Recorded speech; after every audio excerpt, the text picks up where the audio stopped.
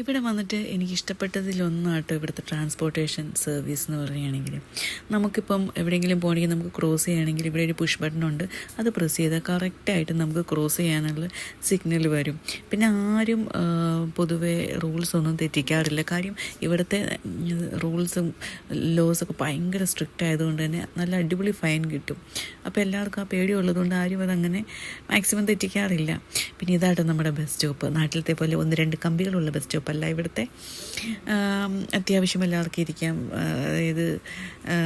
ഇരിക്കാൻ പറ്റുന്ന തരത്തിലുള്ള സീറ്റുകളൊക്കെയാണ്.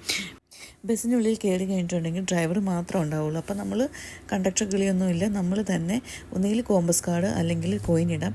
കോമ്പസ് കാർഡ് ഇട്ടിട്ടുണ്ടെങ്കിൽ 1.5 മണിക്കൂർ അത് വെച്ചിട്ട് നമുക്ക് ട്രാവൽ ചെയ്യാം. ആ സമയത്ത് നമുക്ക് ബസ്സിലോ ട്രെയിനിലോ ഒക്കെ ട്രാവൽ ചെയ്യാം. എക്സ്ട്രാ പൈസ കൊടുക്കേണ്ട ആവശ്യമില്ല. ഞാനിവിടെ കോയിൻ ഇടട്ടെ. 12 മണിക്ക് കയറി എനിക്ക് 6:15 വരെയുള്ള ടിക്കറ്റ് കിട്ടി. ആ സമയം കൊണ്ട് എനിക്ക് എവിടെ വേണമെങ്കിലും യാത്ര ചെയ്യാം.